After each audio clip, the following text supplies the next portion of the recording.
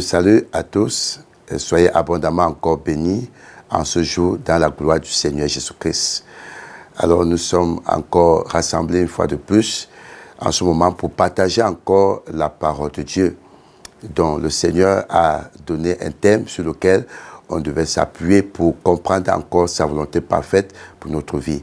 Donc le thème de ce jour, c'est « Où es-tu » ? Où es-tu ? C'est tiré dans le livre de Genèse, chapitre 3, à partir du verset 1 jusqu'au verset 12. Donc nous allons lire, et avant que nous puissions d'ailleurs même lire, nous allons d'abord nous recommander au Seigneur, afin que celui-ci qui soit l'alpha et l'oméga, pour nous conduire par son esprit, dans le nom de Jésus-Christ, nous sommes en prière. Père, au nom puissant de Jésus, éternel Dieu de grâce, nous te bénissons, nous te magnifions, nous te célébrons, nous te disons encore pour l'honneur à ton nom de Jésus. Merci encore pour ce moment que tu nous as encore accordé ta grâce, d'être encore une fois de plus à l'écoute de ta parole. Nous te prions que tu puisses encore te manifester pour te glorifier encore dans la vie de toute personne, Seigneur, qui est connectée en ce moment, pour saisir encore, Seigneur, Papa, ta parole. Et que ta parole vienne encore, Seigneur, produire la vie, afin que la mort puisse quitter cette personne au nom de Jésus.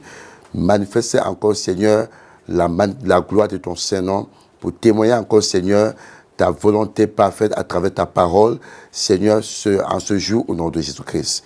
Reçois encore la gloire, reçois encore l'honneur, et que sur le nom de Jésus-Christ, nous avons ainsi prié. Amen, amen, amen. Alors, comme j'ai dit, nous avons le thème « Où es-tu » ? Donc, ça, c'est le thème que nous allons débattre encore en ce moment au nom de Jésus-Christ. Donc, et nous avons dit que c'est tiré du livre de Genèse chapitre 3, à partir du verset 1 jusqu'au verset 12, dont je vais lire au nom de Jésus-Christ. Le serpent était le plus rusé de tous les animaux des champs que l'Éternel Dieu avait fait. Et dit à la femme, Dieu a-t-il réellement dit, vous ne mangerez pas de tous les arbres du jardin? La femme répondit au serpent, nous mangeons du fruit des arbres du jardin. Verset 3. Mais quand au fruit de l'arbre qui est au milieu du jardin, Dieu a dit, vous n'en mangerez point et vous n'y toucherez point, de peur que vous ne mourrez. Alors le serpent dit à la femme, vous ne mourrez point, mais Dieu sait que le jour où vous en mangerez, vos yeux s'ouvriront et que vous serez comme des dieux, connaissant le bien et le mal. Le verset 6.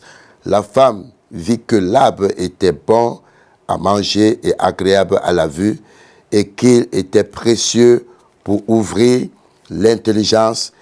Elle prit de son fruit et en mangea. Elle en donna aussi à son mari qui était auprès d'elle, et il en mangea. Le verset 7.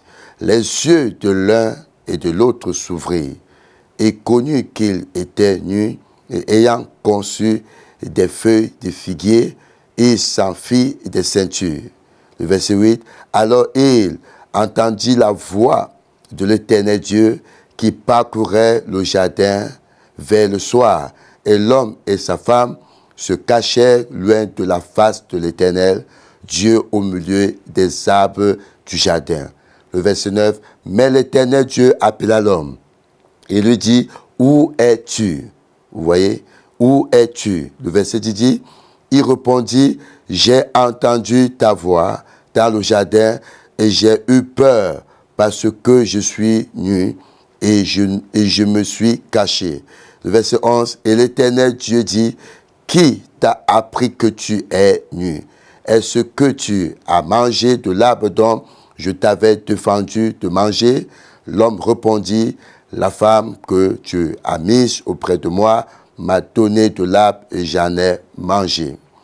Nous allons rentrer encore dans le livre de Genèse chapitre 2, le verset 8 qui nous intéresse, qui dit, puis l'Éternel Dieu planta un jardin en Éden, du côté de l'Orient, et il y mit l'homme qu'il avait formé. Amen. Donc, la parole de Dieu, bien-aimé, en ce jour, est en train de nous interpeller, est en train d'attirer notre attention pour que nous puissions vraiment savoir qu'est-ce qui ne va pas réellement dans notre vie.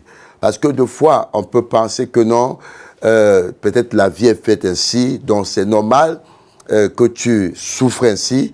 Et j'aimerais d'ailleurs te rappeler qu'il y a certaines souffrances, bien aimé, que ce n'est pas quelqu'un qui te l'a incuté, ce n'est ni le monde des ténèbres, mais que c'est toi-même qui te l'a incuté à cause, bien aimé, de ton impatience. Vous comprenez? Ici, la parole de Dieu, à travers la Bible, est en train de nous démontrer une attitude qui est tellement réelle et que certainement, peut-être ça peut être également le tien. Donc, c'est pourquoi nous sommes, bien aimés, par l'éclairage de la parole de Dieu, de connaître réellement ce qui ne va pas vraiment avec nous. Donc, nous voyons aussi, bien aimés, une communication qui était entre l'homme et Dieu. La Bible dit que dès la création, Dieu avait tout créé. Et il avait tout créé, il a créé l'homme à la dernière position. Et la Bible dit qu'il avait créé un jardin qu'on appelait Éden. Et il avait mis ce jardin, bien aimé, dans l'abondance. Dans ce jardin, il y avait tout là-bas. Et c'est donc comme ça que Dieu, ayant formé l'homme, et a pris l'homme, il l'a mis dans le jardin. L'homme devait être heureux. Dieu l'avait placé en Éden. Donc, au jardin d'Éden, c'était là où l'homme devait rester et vivre sa vie paisiblement et être une personne tellement heureuse, être une personne de bonne santé, être une personne qui devait manquer de rien, être une personne qui devait souffrir de rien. Il ne devait pas avoir aucun handicap dans sa vie. Vous comprenez un peu ça. Mais, chose surprenante ici est que lorsque Dieu avait créé donc l'homme et il l'avait placé dans le jardin d'Éden, la Bible dit que Dieu l'avait donné accès de pouvoir manger de tout ce qui se trouvait dans le jardin d'Éden. Mais cependant, il y avait un arbre qui était au milieu du jardin. La Bible dit que c'était l'arbre de la connaissance du bien et du mal. Et Dieu avait défendu à l'homme d'en consommer de son fruit. Vous voyez, il avait dit, le jour que tu mangeras, alors tu mourras certainement.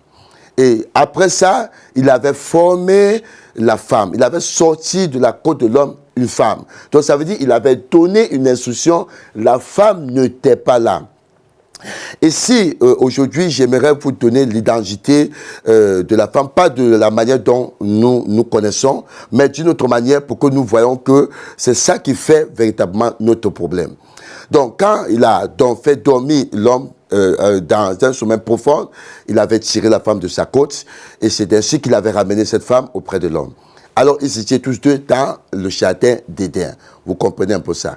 Et cependant, il y avait quelqu'un qui était à côté et qu'on appelait le serpent. Et la Bible dit que c'était l'animal le plus rusé de tous les animaux dans le jardin d'Éden. Vous comprenez un peu ça. Donc, et ce serpent s'est approché vers la femme. Et sachant que la femme n'était pas au courant vraiment de la voix de Dieu, de ce que Dieu a donné réellement comme instruction et quel était l'impact lorsque cela sera véritablement violé. Vous comprenez un peu ça? Donc, le serpent s'est approché vers la femme et j'ai rassuré pour lui demander est-ce que Dieu a-t-il réellement dit et qu'il pouvait manger tous les fruits du jardin.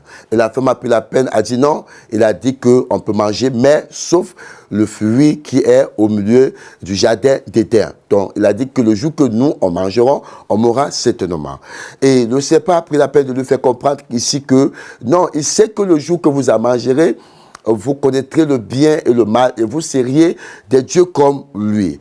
Et c'est donc comme ça que la femme a pris la peine donc de manger ces fruits. Et la Bible dit que ça ouvrait l'intelligence. Et cependant, l'homme était auprès de cette femme. Il n'était pas loin. Il était auprès d'elle. Et c'est ainsi que lui aussi, il a aussi mangé. Et lorsqu'ils ont mangé, alors ça a eu l'effet comme la parole de Dieu le déclare. Et ils se sont connus tous deux nus. Et ayant déjà la frayeur, ils se sont formés avec, je dirais peut-être quelque chose comme une feuille de figuier et se sont cachés leur nudité. Vous comprenez un peu ça. Et à partir de là maintenant, la Bible dit que dès le soir, Dieu est venu pour regarder l'homme qu'il a placé au jardin d'Éden. Il est venu pour les regarder. Et il a parcouru tout le jardin du soir et il n'a pas vu ni l'homme ni la femme. Et c'est donc comme ça parce que lui, il avait affaire avec l'homme. Pourquoi il avait affaire avec l'homme? Parce que c'est à l'homme qu'il a donné les instructions et c'est à l'homme que lui, il a pris comme ça de ses propres mains, il a placé au jardin d'Éden. Il y a un lieu que Dieu t'a placé. Vous comprenez? Et le lieu que Dieu t'a placé, c'est un lieu d'abondance. Et Dieu ne t'a jamais révélé, bien-aimé, les conséquences de ce lieu. Comment ce lieu te sera vraiment déchu? Est-ce que tu auras des tentations? Est-ce que tu auras des offenses? Est-ce que tu auras la maltraitance? Est-ce que tu auras la persécution? Dieu ne te dira rien. Dieu ne te révélera même pas que, et dans le lieu qui t'a placé, fais attention, il y a même les ennemis vraiment de ce lieu-là qui ne veulent pas ton bonheur. L'homme n'était pas au courant de tout ça. Donc, quand l'homme a mangé dans ses fruits, il s'est rendu compte qu'il était nu, alors il s'est caché. Vous comprenez un peu ça? Il s'est caché. Après avoir entendu la voix de Dieu dans le jardin qu'il parcourait. Et c'est donc comme ça que Dieu a appelé l'homme. Adam, où es-tu? Vous comprenez ça? Où es-tu? Pourquoi Dieu doit encore te chercher? Alors qu'en réalité, Dieu ne doit plus te chercher. Il y a un lieu que Dieu t'a placé. Oui, le lieu où il t'a placé là, c'est le lieu que chaque fois il viendra te rendre visite. Oui, il viendra t'exhorter. Il viendra te bénir. Il viendra t'encourager. Il viendra te fortifier. Vous comprenez? Il viendra s'amuser avec toi. Il viendra dialoguer avec toi. Mais tu n'es pas en ce lieu-là. Vous voyez? L'homme, après avoir mangé le fruit de l'arbre interdit, il s'est caché sous un arbre. Est-ce que Dieu l'avait placé sous un arbre? Non. Dieu l'avait placé en Éden. C'est le lieu où Dieu l'avait placé. Dieu ne l'avait pas placé nulle part qu'en Éden. Mais lui, il s'est trouvé plutôt caché derrière l'arbre. Vous comprenez un peu ça? J'aimerais te dire quelque chose, bien-aimé, qui est très important et que tu dois tirer les leçons là-dessus et revenir encore dans la voie du Seigneur et être là où Dieu t'avait placé. Ça, c'est le point du départ. C'est là où il y a ta relation, il y a ton alliance avec Dieu. Vous comprenez un peu ça? Et là où Dieu t'a placé, c'est là où il honore sa parole. Oui, parce qu'il sait qu'il a fait alliance avec toi en ce qui concerne le lieu. Dieu ne t'a pas créé pour que tu sois malheureux. Dieu ne t'a pas créé pour que tu sois troublé. Dieu ne t'a pas créé pour que tu sois vagabond. Il y a des personnes qui ne connaissent même pas où est-ce qu'ils vont aller, où est-ce qu'ils vont se trouver réellement. Il marche en tâtonnant. Vous voyez, demain tu le vois ici, après-demain il est encore ailleurs, ainsi de suite, ainsi de suite. Vous voyez un peu ça? Comme il y a aussi un jargon de mots qui parcourt d'ailleurs dans ce monde. Vous voyez, on te dit que les États-Unis est bien, on te dit le Canada est bien, on te dit la France est bien, on te dit l'Égypte est bien. Et le pays où Dieu t'a placé, c'est-à-dire comme le Cameroun, parce que moi je suis Camerounais, peut-être que tu peux être Nigérien ou autre chose. Vous voyez un peu ça? Et toi, tu trouves tout simplement que non, il y a vraiment la tempête qui se trouve en ce lieu-là. Non, il y a des difficultés, il n'y a pas à manger, il n'y a pas moyen vraiment pour habiter, il n'y a pas toutes ces choses-là. Et tu te trouves à cause des informations, on a dit qu'il y a l'abondance ailleurs. Et là, tu te déplaces pour y aller, alors que ce n'est pas le lieu que Dieu avait destiné pour toi. Vous comprenez un peu ça? Regardez un peu le cas de Naomi avec son mari, Elimelech. La Bible dit qu'il y avait la sécheresse là-bas à Canaan. Il y avait la sécheresse à Juda, là-bas. Vous voyez? Et ils n'ont pas pu supporter la famine. Ils n'ont pas pu patienter. Ils n'ont pas pu invoquer le Seigneur. Ils n'ont pas pu chercher à creuser encore davantage leur relation avec Dieu, pour connaître ce qu'il y a lieu de faire pour se maintenir sur ce lieu-là. Ils n'ont pas pu. Ils se sont déportés pour aller dans le pays de Moab. Vous voyez? Et toutes les conséquences se sont arrivées là-bas. Vous voyez un peu ça? On parle comme ça dans le livre de Ruth chapitre 1. Vous voyez? Ils se sont déportés là avec leurs enfants. Et sur quoi même, ils ont marié même leurs enfants là-bas. Vous voyez? Et il n'y a même pas eu d'enfantement. D'abord, les 2 fils de Naomi est mort et même son mari est mort, vous voyez. Et elle était tellement déçue. Elle n'était pas bénie là-bas. Vous voyez, elle a trouvé la nécessité de retourner dans son pays, dans le lieu où Dieu l'avait placé. Dieu l'avait placé là-bas. Quand Dieu te place quelque part, il ne te révélera jamais, bien-aimé, qu'il y aura la tempête. Il ne te révélera jamais qu'il y aura des tourbillons. Il ne te révélera jamais qu'il y aura des difficultés. C'est dans la marche avec lui, sur la base de la communion profonde avec le Seigneur, dans l'intimité avec lui, que lui, il va te préparer pour savoir comment affronter ces choses et de découvrir réellement le bonheur que le Seigneur avait réservé pour toi, pour ce lieu-là. Vous comprenez un peu ça? Donc, quand tu te mets à vagabonder, tu te mets à aller n'importe où, bien aimé, ça veut dire que tu ne connais pas ce Dieu. Tu ne connais même pas la raison pour laquelle tu te trouves même sur ce lieu-là. J'ai vu une sœur d'ailleurs qui est venue vers moi, qui a commencé à me dire, papa, vraiment, la famille où je me trouve, ce n'est pas ma famille. C'est ma tante. Vraiment là-bas, je souffre énormément. On me maltraite là-bas. On me persécute. C'est moi qui fais tout à la maison. Alors qu'elle a les enfants. Ces enfants se lèvent le matin, ils ne font rien, ils se brossent les dents, ils se lavent tranquillement et ils partent à l'école. Ceux qui travaillent vont dans leurs activités. Moi aussi, je fréquente. Mais c'est moi qui dois me lever le matin. Je dois puiser de l'eau. Je dois laver le sol, je dois laver les assiettes, je dois laver les marmites. Et quand je finis de faire tout ça, mon école commence à 7h30. Je me trouve toujours en train de venir en retard. Et là, je suis vraiment à bout. Et comme ça ne suffit pas, quand je rentre de l'école à 16h, et c'est donc comme ça que ma tante me dit encore, non, va faire le marché, tu dois préparer. Donc elle est là, et elle ne cherche même pas à me raccourcir même le travail pour payer la nourriture, que je peux dire que oui, elle a un peu essayé, là je peux préparer. C'est toujours moi, tel qui fait tout. Vous voyez, elle est venue étant désespérée et là où elle était, elle savait qu'elle avait raison. Parce qu'il y a des personnes qui viennent vers nous, se plaignent, en pensant qu'ils ont raison selon leurs entendements. Mais deux fois, je pose toujours la question de savoir, mais qui t'a créé? Qui t'a envoyé sur cette terre? Et qui t'a mise dans cette famille? C'est ça la question. Tu vas pas dire non, c'est ma mère parce que c'est sa petite sœur ou c'est sa grande sœur. Mais en oubliant, bien aimé, que c'est le bien de Dieu. Ta mère a été le canal ou ton père a été le canal par lequel tu as été admis dans cette famille. Dans cette famille-là, il y a une gloire qui t'attend. C'est là-bas que Dieu a pourvu quelque chose de si grand pour toi. Mais cependant, tu as une vie. Une vie qui va certainement créer la confusion entre Dieu et toi par rapport à ce que Dieu va œuvrer dans ta vie ou Dieu va accomplir dans ta vie. Certainement que si ça s'accomplit, mais peut-être que tu te jetteras toi-même la gloire. Parce que la Bible déclare que Dieu fait toutes choses pour sa gloire. C'est pourquoi il dit, il produit en nous le vouloir et le fait pour son bon plaisir. Dieu ne fait rien, bien aimé, pour nous faire plaire, mais pour plaire à lui. Pour que son nom soit glorifié, pour que son nom soit élevé. Vous comprenez un peu ça? Est-ce que j'ai posé cette question à cette jeune fille? Bon, comme tu subis tout ça, est-ce que tu as une relation avec Dieu? Elle a commencé à gratter sa tête. Vous comprenez un peu ça? Elle a commencé à regarder à gauche et à droite.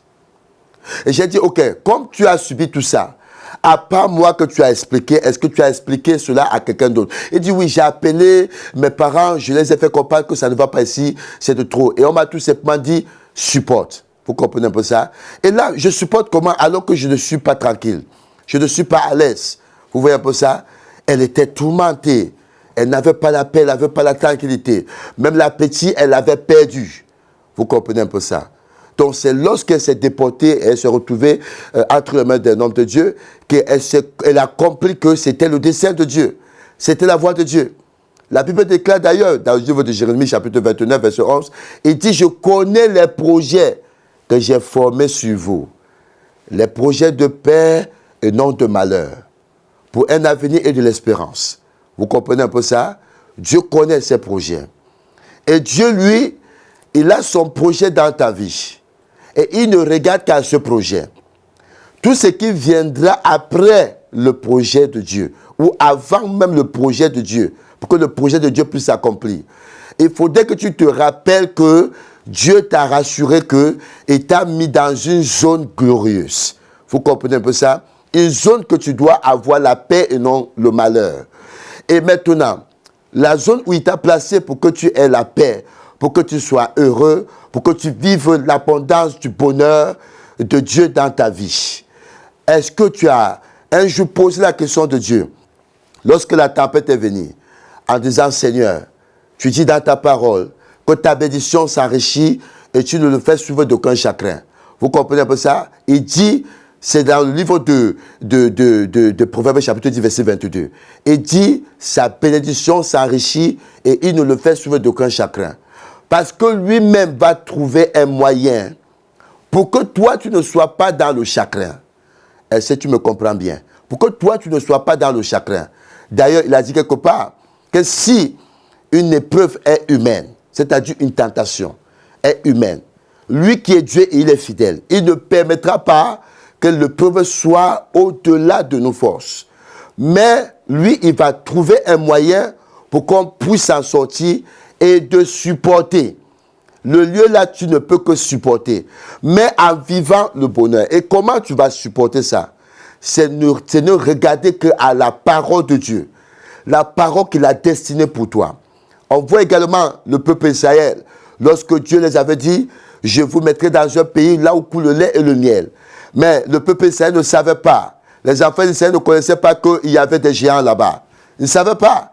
Mais lorsque Moïse a envoyé des espions, 12 espions, d'aller espionner, bien aimé, le pays, la Bible dit que lorsqu'ils sont partis, ces 12 espions, et ils ont constaté que dans le pays-là, il n'y avait que des géants. Et la Bible dit que parmi les 12 espions, il y a 10 qui sont retournés et dit vraiment aux enfants d'Israël que c'est vraiment très grave. L'heure est très grave. Et ils ont dit, il y a quoi? Il dit vraiment, est-ce que ce Moïse et Aaron-là, avec leur Dieu, est-ce qu'ils nous aiment réellement? Ou est-ce qu'ils nous envoient? Ils nous envoient dans un pays où il y a des géants. Vous voyez? Ils ont vu plutôt les géants, mais ils n'ont pas vu là où coule le lait et le miel. C'est ça le problème. Ils n'ont pas vu là où coule le lait et le miel. Ils ont plutôt vu des géants. Et les deux autres espions qui étaient Josué et Caleb, ils sont venus dire non. Et même comme nous sommes petits à leurs yeux, là c'est le physique. Là c'est ce que nos yeux voient. Mais selon Dieu, ils ne sont rien. Croyons à la parole de Dieu. Ce que Dieu a dit. Il a dit que c'est là où coule le lait et le miel. Vous comprenez un peu ça? Si Dieu vous montrait directement, bien aimé, qu'il y avait le serpent au jardin d'Éden, et que le serpent qui est au jardin d'Éden est mauvais, je suis sûr que tu n'allais même pas accepter habiter dans le jardin d'Éden. Vous comprenez un peu ça? Comme le peuple Israël ne pouvait pas se retrouver en Canaan, ou ne pouvait même pas sortir en Égypte pour Canaan, parce que c'est là où coule le lait et le miel. Je parie que si Moïse était venu dire, ce pays-là que Dieu veut vous amener, là où coule le lait et le miel, mais sachez aussi qu'il y a des géants là-bas. Je suis sûr qu'il devait dire non, le mieux est qu'on reste en Égypte. Vous voyez un peu ça? Le mieux est qu'on reste en Égypte. Et je te rassure, bien aimé, l'Égypte n'est pas le lieu où Dieu a pourvu pour toi. Non, c'est Canaan que Dieu a pourvu pour toi. C'est là où coule le lait et le miel. Mais tu vas te retrouver en Canaan. Mais il faut que tu saches qu'en Canaan, il y a des géants. Il y a des Phérésiens. Il y a des Amoriens. Et etc. là. Mais toi, bien aimé, tu vas les vaincre. Mais comment? Tu vas les vaincre selon le plan de Dieu, selon le système de Dieu. Et ce n'est qu'avec la parole de Dieu. Vous comprenez? C'est-à-dire que tu dois croire à la parole que Dieu a destinée pour toi. Ce que Dieu t'a dit, concentre-toi que sur cette parole. Si l'homme, bien-aimé, étant au jardin d'Éden, ne regardait, bien-aimé, que les fruits qui lui avaient été donnés comme accès, vraiment, et que le serpent venait lui faire une autre proposition, il allait tout simplement dire, Dieu ne m'a pas donné l'autorisation d'y toucher même de regarder. Dieu ne m'a pas donné l'autorisation. Le fait qu'il a dit que je ne dois pas manger, en d'autres termes, pour dire que je ne dois même pas regarder. De peur qu'en regardant, je dois convoiter le fruit. Et si je convoite le fruit, je suis en train de donner l'occasion à une autre personne de pouvoir me séduire, de pouvoir me confirmer que non, ça n'a aucun effet négatif dans ma vie. En réalité, je suis en train de chercher ma liberté. Vous voyez un peu ça. Dieu te parle quelque part, mais tu cherches ta liberté. Tu peux être même dans une assemblée où tout va mal là-bas, où chacun fait comme il veut, où tu es arrivé, bien-aimé, certainement que l'homme de Dieu n'est même pas bien. Certainement que tes frères et sœurs ne sont même pas bien. Oui, c'est vrai. Mais est-ce que tu regardes à la parole que Dieu t'a donnée? Est-ce que tu regardes à la parole que Dieu t'a donnée? En regardant à la parole que Dieu t'a donnée, bien-aimé, tu vas finir par obtenir ce que Dieu avait prouvé pour toi en ce lieu-là. Seule la parole de Dieu est ton soutien. Vous comprenez? C'est pourquoi dans le livre de Jean, chapitre 17, le verset 14, dans la presse, c'est dans ça que Jésus-Christ a fait. Il a dit au Père, je leur ai donné ta parole. Je leur ai donné ta parole. Vous comprenez un peu ça? Je leur ai donné ta parole. Donc, la parole que Dieu t'a donnée, c'est pour te maintenir dans le monde. Le monde va te haïr. Le monde va te persécuter. Mais quant à toi, connais la raison pour laquelle tu es encore dans le monde, mais tu n'es plus du monde. Vous comprenez un peu ça? Donc, ce matin, je te prie, bien-aimé, de revenir là où Dieu t'a placé. Reviens là où Dieu t'a placé. Il veut te visiter, mais il ne te voit pas. Ta vie tourne en rond, parce que tu n'es pas là où Dieu t'a placé. Sois là où Dieu t'a placé, et sois abondamment béni dans le nom glorieux de Jésus-Christ. Amen.